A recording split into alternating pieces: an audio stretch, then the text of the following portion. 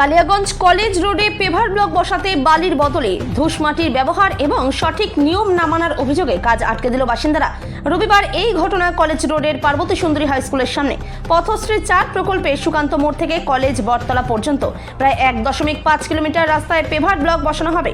এই প্রকল্পে ব্যয় ধরা হয়েছে 97 লক্ষ টাকা। নমনী মোহন চৌধুরী, পাপ্পু দে, প্রদীপ নায়কদের মতো বাসিন্দাদের অভিযোগ, পুরাতন পাকা রাস্তার পিচের আস্তরণ সঠিকভাবে তোলা হচ্ছে না।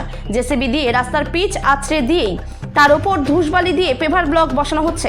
এভাবে ধূসবালি দিয়ে পেভার ব্লক বসানো হলে কিছুদিনের মধ্যেই রাস্তা উঁচু নিচু হয়ে যাবে। সঠিকভাবে পিচের আস্তরণ তুলে পরিষ্কার রাফ বালি দিয়ে পেভার ব্লক বসাতে হবে দাবি বাসিন্দাদের।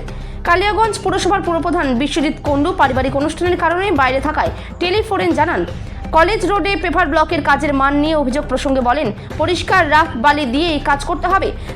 দিন কয়েক আগে এই কলেজ বটতলার কাছে একই ধরনের অভিযোগ উঠেছিল। সেই দিনই ঠিকাদার সংস্থাকে স্পষ্ট করেই বলা হয়েছিল ধূসমাটি দিয়ে কাজ করা যাবে না। পুরপ্রধান বলেন, সোমবার সরজমিনে তদন্ত করে উপযুক্ত পদক্ষেপ নেওয়া হবে।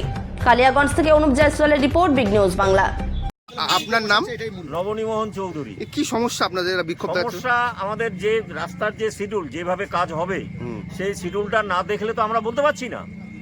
যার জন্য যেটুকু আমরা শুনেছি যে নিচের এই যে পিচের ইয়েটা আস্তরণটা এটাকে উঠিয়ে নিয়ে নিচে যে মেটালটা আছে সেই মেটালে বালু পড়বে, রাফ বালু, তার উপরে এটা বসবে, পেপার ব্লক। হ্যাঁ বসবে, কিন্তু সেটা না করে সে ধুলা মাটি নিয়ে আসে, কোথার থেকে মাটি নিয়ে আসে সেই রাস্তা বসাচ্ছে। কোনো গাড়ি গেলেই সেটা বসে যাচ্ছে। আচ্ছা, যার জন্য আমরা চেয়ারম্যানকেও জানিয়েছিলাম।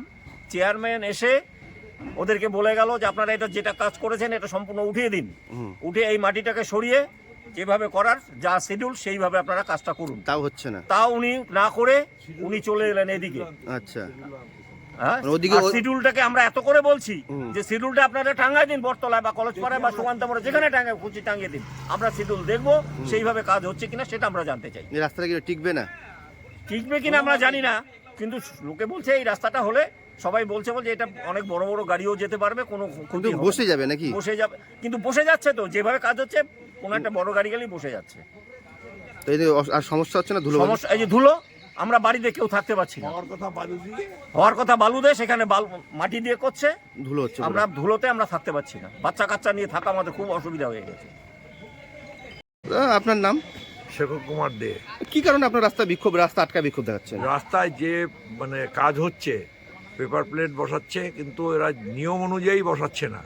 যেটার কথা ছিল যে জেসিপি দিয়ে রাস্তার উপরকার পিচটাকে উঠিয়ে দিয়ে,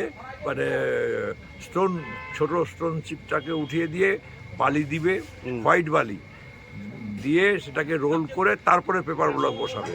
এখানে কোনো জেসিপি দিয়ে ওই সরাচ্ছেও না, নিয়ে জমির থেকে মাটি উঠায় নিয়ে আসছে, সেই মাটি ফেলে তার মধ্যে দিয়ে ওই পেপার ব্লক বসাচ্ছে এবং ওর জন্য বিভিন্ন জায়গায় বসে যাচ্ছে।